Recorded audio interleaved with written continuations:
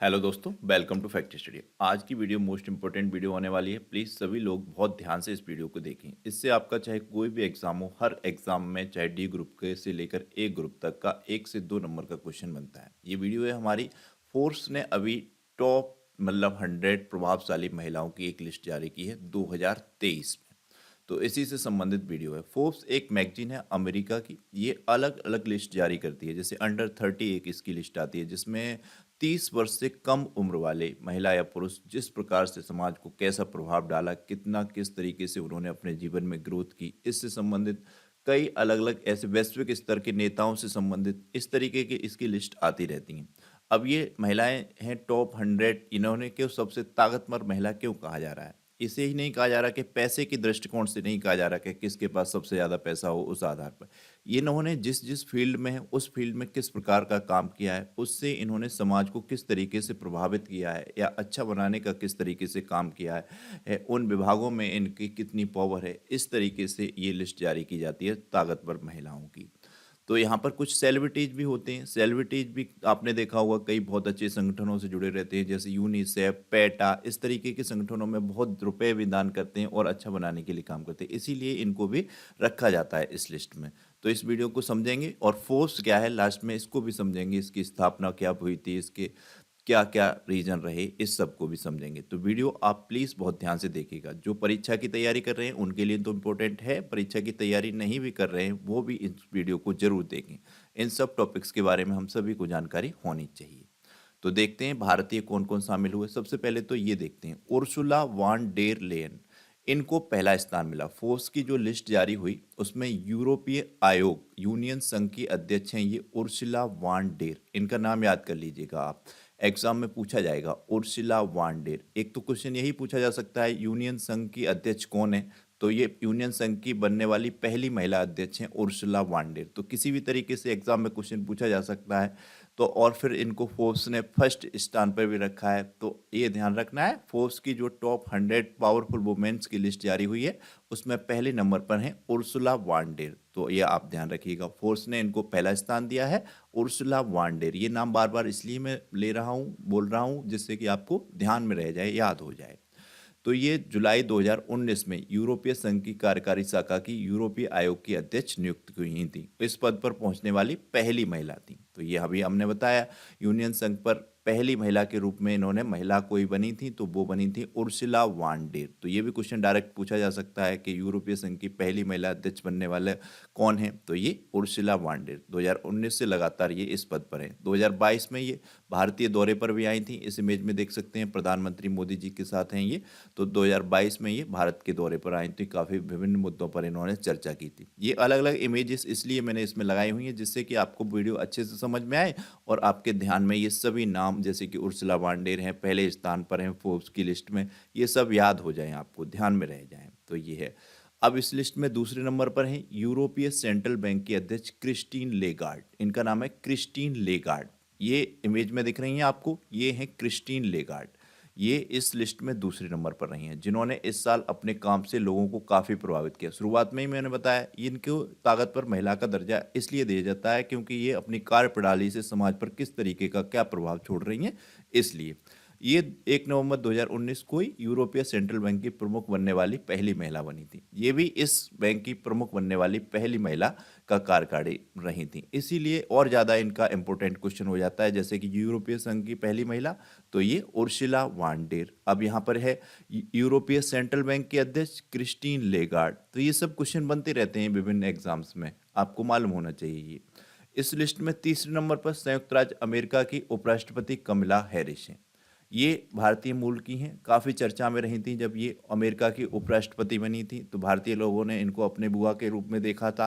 तो जब भारतीय लोग हर किसी से संबंध निकालने में तो विशेष आगे रहते ही हैं अपने रिश्तेदारी जोड़ने में।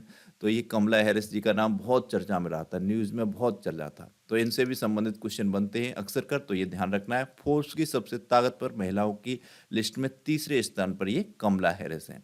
और चौथे स्थान पर इटली की प्रधानमंत्री जॉर्जिया मेलोनी है। जॉर्जिया मेलोनी तो मोस्ट इंपोर्टेंट है। इनका तो 2023 में इतना ज़्यादा चर्चा रहा है जिसका कोई जवाब नहीं। ये जो आपको इमेज में दिख रही हैं ये हैं जॉर्जिया मेलोनी जी। ये तो मोदी जी के साथ इनके विशेष फोटोज बहुत ज़्यादा वायरल रहे। 2023 में इन पे बहुत ज़्यादा मीम्स भी बने। अभी हाल ही में कोप 28 में जब मोदी जी हिस्सा लेने आए, तब इन्होंने एक अपने ऑफिशियल एक्स अकाउंट यानी कि ट्विटर अकाउंट से ये तस्वीर भी साझा की। इन्होंने ये सेल्फी ले रही हैं मोदी जी के साथ। और ये देखिए अलग अलग इमेज 2023 में ये जब G20 की बैठक हुई तब भारत के दौरे पर भी आई थी। तो ये बहुत ज़्यादा चर्चा में रही हैं। जॉर्जिया मेलोनी का नाम 2023 में हम सभी ने बहुत सुना है। तो इनसे क्वेश्चन बनने के भी चांसेस बहुत ज़्यादा रहते हैं। तो फोर्ब्स की सबसे ताकतवर महिलाओं की लिस्ट में चौथे स्थान पर जॉर्जिया मेलोनी रही हैं। टॉप 10 में हालांकि कोई भारतीय का नाम नहीं है, लेकिन भारतीयों का नाम भी आपको ध्यान रखना है जिन्होंने स्थान बनाया है। इस बार इस लिस्ट में 4 भारतीय महिलाएं शामिल की गई हैं। पूछा जाए आपसे फोर्ब्स की टॉप यानी कि पावरफुल 100 महिलाओं में कितनी भारतीय महिलाएं हैं, तो 4 महिलाओं को इस लिस्ट में जगह मिली है। इस लिस्ट में सर्वोच्च रैंकिंग पाने वाली भारतीय महिला केंद्रीय वित्त मंत्री निर्मला सीतारमण जी हैं। मोस्ट इंपोर्टेंट क्वेश्चन है, ये आप सभी जानते होंगे, इमेज में दिख रही हैं निर्मला सीतारमण जी हैं। इससे पहले इन्होंने रक्षा मंत्रालय का पदभार भी ग्रहण किया हुआ था। स्वतंत्र रूप से ये पदभार ग्रहण करने वाली रक्षा मंत्री और वित्त मंत्री पहली महिला बनी थी, जो कि निर्मला सीतारमण में। हालांकि ये विभाग प्रधानमंत्री कार्यालय पे थी जब इंदिरा गांधी जी उन्होंने संभाले, परंतु स्वतंत्र प्रभाव के रूप में स्वतंत्र रूप से ये संभालने वाली पहले महिला थी, रक्षा मंत्री के रूप में भी वित्त मंत्री के रूप में भी निर्मला सीतारमण जी। तो ये आपको ध्यान रखना है। फोर्ब्स की लिस्ट में भारतीयों में ये पहले नंबर पर है निर्मला सीतारमण जी। और वैसे अगर फोर्ब्स में इनका नाम देखा जाए तो 32वीं रैंक है, 32वीं रैंक इनको मिली है। ये बहुत बड़ी सेलिब्रिटी हैं, बियोंसे, रिहाना, डॉनी लैंगली, इनसे भी आगे हैं। तो ये काफ़ी बड़ी बात है। ये जो सेलिब्रिटीज होते हैं ये भी समाज के लिए बहुत काम करते हैं। एक तो ये बहुत ज़्यादा टैक्स पे करते हैं अपनी जिस भी कंट्री में उसमें, फिर उसके बाद विभिन्न संगठन चलते हैं जो लोगों के अलग तरीके के हित में, जैसे कई बहुत गरीब कंट्रीज हैं उनमें ये लोग बहुत पैसे दान करते हैं। इसलिए लोगों को अच्छा बनाने के लिए जीवन शैली में इनका भी बहुत बड़ा रोल रहता है। टैक्स पेयर के रूप में तो रहती हैं, उसके बाद जो बहुत संगठन हैं यूनिसेफ वगैरह, पेटा, इन सब में भी ये बहुत पैसा देते हैं। तो इनको लिस्ट में इसलिए और ज़्यादा रखा जाता है। हालांकि ये सभी लोग अच्छे लोग हैं। तो जैसा कि ये यहाँ पे पता चल गया, निर्मला सीतारमण भारतीय के रूप में पहले स्थान पर, और वैसे इनको 32वीं रैंक मिली है। और 4 महिलाएं कौन कौन सी हैं इस लिस्ट में? भारतीय जो दूसरी भारतीय हैं वो हैं रोशनी नादर जी। ये बिजनेस वूमेन है रोशनी नादर जी। ये जो इमेज में दिख रही हैं ये हैं रोशनी नादर जी, इनको नाम ध्यान रखना है। इन्होंने 2020 में, जुलाई 2020 में HCL के अध्यक्ष के रूप में पदभार संभाला था। इनके पिताजी हैं बिजनेसमैन शिव नादर जी। ये अरबपति हैं, बहुत बड़ी कंपनी है ये HCL। ये आपको जो इमेज में दिख रहे हैं ये है शिव नादर जी, ये आप देख लीजिए। इनकी ही बेटी हैं ये रोशनी नादर जी। ये जो इमेज में दिख रही हैं ये भी रोशनी नादर जी हैं। इमेजेस का मैंने ज़्यादा उपयोग इसलिए किया है जिससे कि आपको ये सब बहुत अच्छे से ईजी वे में सारे क्वेश्चंस ध्यान में रह जाएं, याद हो जाएं। इसलिए ये शिवनादर जी भी का भी अगर स्वतंत्र रूप से बात करते हैं तो इन्होंने चेयरमैन के रूप में इनको दे दिया, पर इनके पास भी बहुत सारे शेयर हैं। अगर टॉप भारत के रिचेस्ट पर्सन्स की बात आती है तो इनका नाम भी आता है, शिवनादर जी का भी। तो ये आपको ध्यान रखना है। तो ये 2020 में इन्होंने अपनी कंपनी HCL का चेयरमैन अपनी बेटी रोशनी नादर को बना दिया था। तो इनका नाम दूसरे नंबर पर है। काफ़ी बहुत अमीर लोग हैं ये। सोमा मंडल जी ये भारतीय हैं तीसरे नंबर पर भारतीय के रूप में, और जो कि लिस्ट में अगर इनकी बात की जाए तो 70वीं रैंक है इसमें। जो मतलब कि अभी फोर्ब्स की जो टॉप 100 पावरफुल वुमेन की लिस्ट की बात की जाए तो 70वीं रैंक है। वैसे ये 60 वर्ष की सोमा मंडल हैं। इन्होंने भारतीय इस्पात प्राधिकरण steel authority of India limited की पहली अध्यक्ष बनी थी। कभी पूछा जाए सेल की पहली वुमेन या पहली महिला अध्यक्ष कौन बनी, तो सोमा मंडल। ये क्वेश्चन भी कई बार एग्जाम्स में आया है। इन्होंने जनवरी 2021 में इस पद पर ग्रेड किया था। तो ये ध्यान रखना है, सेल की अध्यक्ष हैं अभी भी, और इन्होंने जो है ये पदभार ग्रहण करने वाली पहली महिला थी। तो मोस्ट इंपोर्टेंट है ये जो रिचेस्ट लिस्ट आई है जो कि पावरफुल वुमेन की, इसमें इनकी 70वीं रैंक है, भारतीय के रूप में तीसरे स्थान पर है। ये देखिएगा कंपनी में ये अपना निरीक्षण कर रही है, ये इमेज है। तो ये इनकी इमेज के रूप में आपको अच्छे से क्वेश्चन ध्यान रख जाएगा। चौथी जो भारतीय है इनको जो है इस लिस्ट में 76वां स्थान मिला है, किरण मजूमदार। 70 वर्षीय किरण मजूमदार एक प्रमुख भारतीय उद्योग अरबपति उद्योगी हैं।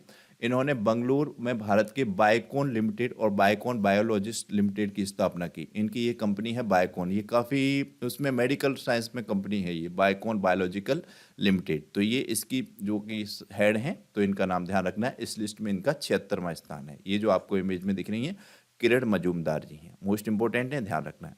इसके अलावा ये टॉप 15 वुमेन हैं जो कि इस लिस्ट में इन्होंने जगह बनाई है। तो ये देखिए उर्सुला वान डेयर बताया मैंने, क्रिस्टीन लेगार्ड ये जर्मनी की हैं, ये भी पॉलिटिक्स और पॉलिसीज में रखती हैं, ये इनके फील्ड हैं, इनके फील्ड भी इम्पोर्टेंट हैं, ध्यान रखना है। और इसके बाद कमला हैरिस, जैसा कि बताया, संयुक्त राज्य अमेरिका की पहली महिला उपराष्ट्रपति के रूप में इन्होंने कार्यभार संभाला, ये भी राजनीति और पॉलिसी से हैं। जॉर्जिया मेलोनी इटली की, ये राजनीति से हैं। टेलर स्विफ्ट ये सिंगर हैं, ये भी अमेरिका की हैं, मीडिया और मनोरंजन क्षेत्र इनका आएगा। केरेन लिच ये भी अमेरिका की हैं, व्यापार मतलब कि इनका भी बिजनेस वूमेन है। जैन फ्रेजर ये भी हैं।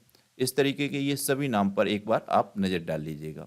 तो ये इंपॉर्टेंट हैं सभी नाम, आप प्लीज़ इनको जरूर पढ़िएगा वीडियो को पॉज करके। इसके अलावा ये मैंने यहाँ पर ऐड किया हुआ है, ये 2023 में फोर्स ने भारत के जो सबसे अमीर लोग थे टॉप 10 इनकी लिस्ट जारी की थी, इनको यहाँ पर ऐड किया हुआ है, तो प्लीज़ इनको जरूर देखिएगा। जैसे कि पहले नंबर पे थे इस लिस्ट में मुकेश अंबानी जी, इनकी नेटवर्थ थी 93.9 billion, most important, Reliance industry company के मालिक। दूसरे नंबर पर थे गौतम अडानी जी, ये वैश्विक स्तर पर 23वें नंबर पर थे। और मुकेश अंबानी जी वैश्विक स्तर पर इनकी रैंक 15वीं थी। जैसे कि मैंने आपको बताया फोर्स अलग अलग जारी करता है, वैश्विक स्तर पर अलग, इंडिया की अलग, तो यहाँ पर इंडिया के दिए हुए हैं टॉप 10, परंतु इनकी वैश्विक रैंक भी लिखी हुई है, तो ये भी देख सकते हैं हम। यहाँ पर गौतम अडानी जी की नेटवर्थ थी 60.2 बिलियन, तो ये आपको ध्यान रखना है। अडानी ग्रुप के मालिक शिव नादर, जैसा कि बताया मैंने, इनका जो वैश्विक स्तर पर 48वीं रैंक की थी, भारत में ये तीसरे स्थान पर थे, 30.5 बिलियन इनकी नेटवर्थ थी। इसके अलावा चौथे नंबर पर सावित्री जिंदल परिवार ये था। साइरस पूनावाल 5वें नंबर पे थे, ये आ गए थे। ये सभी नाम आप एक बार पढ़ लीजिएगा, इंपॉर्टेंट है। इसके अलावा इस पीपीटी में जानते हैं फोर्ब्स क्या है, ये मैगजीन क्या है। तो फोर्ब्स एक अमेरिकी पत्रिका है, जैसा कि शुरुआत में ही मैंने बताया, अमेरिकी मैगजीन है, जो कि news, business information, investing, technology, entrepreneurship, leadership, इन सभी के बारे में लिखती है, जो कि एक वेबसाइट के रूप में भी अब वर्तमान में उपलब्ध है। फोर्स बहुत सारे देश में है, यानी कि इंडिया में भी खुद का एक फोर्स है, जो कि इस तरीके से इंडिया के लिए काम करता है, विशेष तौर पर इंडिया की लिस्ट जारी करता है, जिसमें आपको सारी जानकारी इंडिया के बारे में मिलेगी, इंडिया के लोगों के बारे में मिलेगी। इसकी स्थापना 1917 में की गई थी। फोर्स की स्थापना पूछ ली जाए तो 1917 में की गई थी। किसने की थी? तो ये बीसी फोर्स थे, जिनका पूरा नाम था बैटी चार्ल्स फोर्स, इनके द्वारा ये स्थापना की गई थी, जो कि एक फाइनेंस राइटर थे, यानी कि वित्त पत्रकार थे, वित्तीय पत्रकार, वित्त के मामले में लिखते थे ये, जिन्हें आमतौर पर बीसी फोर्स के नाम से जाना जाता था। बीसी फोर्स ने 1917 से पहले द जर्नल ऑफ कॉमर्स के लिए पत्रकार के रूप में मुक्त रूप में काम किया था। फोर्स पत्रिका का मूल नाम जो था शुरुआत में, devoted to doers and doing, ये जो इसका पहले का नाम पूछ लिया जाए पुराना, तो devoted to doers and doings था। फोर्स पत्रिका का मोटो वाक्य, आदर्श वाक्य है the capitals tools, most important है, किसी भी एग्जाम में पूछा जा सकता है। आप देख रहे हैं एग्जाम्स में थोड़ा टफ क्वेश्चन पूछे जाते हैं, तो इस तरीके के क्वेश्चन रख दिए जाते हैं। तो फोर्स पत्रिका का मोटो वाक्य, आदर्श वाक्य है द कैपिटल्स टूल्स, तो ये आपको ध्यान रखना है। 1954 में बीसी फोर्स की मृत्यु हो गई थी। उसके बाद इस कंपनी का कार्यभार उनके बेटे ब्रूस चार्ल्स फोर्स और मेलकम स्टीवेंस ने संभाला था, तो ध्यान रखना है। और 1996 में 1996 में डेविड चुरबक के द्वारा फोर्स की एक वेबसाइट डेवलप की गई थी, force.com, जो कि एक वेबसाइट के रूप में बहुत विस्तृत हुई और बहुत ज़्यादा इसने नाम कमाया। इस वेबसाइट पर हर महीने 5 मिलियन से अधिक विजिटर आते हैं, विजिट करते हैं। Company force Asia, force live, force women पत्रिकाओं को प्रकाशन करती है। ये इसने कई मैगजीन बना ली अलग अलग वेरिएशन में, फिर इसने अपना विस्तार किया बिजनेस का और वैश्विक स्तर पर गई, और निजी स्वामित्व वाली कंपनी है, इसमें सरकार का किसी प्रकार का कोई हस्तक्षेप नहीं है, तो ये बहुत बड़ा अब बन गया है इनका बिजनेस। इसके अलावा फोर्स का चीन, क्रोएशिया, भारत, इंडोनेशिया, इजराइल समेत 15 देशों में मैगजीन के अलग अलग भाषाओं में प्रकाशन होता है। वर्तमान समय में फोर्स के अध्यक्ष और प्रधान संपादक स्टीव फोर्स हैं, तो ये आपका ध्यान रखना है। और सीईओ माइक फेडरल हैं, इसके सीईओ माइक फेडरल है। कई बार इस तरीके के क्वेश्चन बनते हैं। तो ये थी आज की इंपॉर्टेंट वीडियो। आपको ये वीडियो कैसी लगी बताइएगा। इसमें आपको मैंने विभिन्न पॉइंटों पर पॉइंट करके समझाया, इनसे किस तरीके के क्या क्या क्वेश्चन बन सकते हैं, वो भी आपको समझ में आए होंगे। वीडियो मोस्ट इंपॉर्टेंट है, प्लीज़ इस वीडियो को पूरा देखिएगा, साथ में लाइक और शेयर जरूर कीजिएगा। अब एक क्वेश्चन रखा है मैंने, इसको आप जरूर बताइएगा। साल 2023 के लिए ऑक्सफोर्ड ने किस शब्द को वर्ड ऑफ द ईयर चुना है? तो ये 4 ऑप्शन दिए गए हैं, इनमें से आपको राइट आंसर बताना है। मोस्ट इंपॉर्टेंट क्वेश्चन है, एग्जाम के लिए भी वेरी वेरी इंपॉर्टेंट है।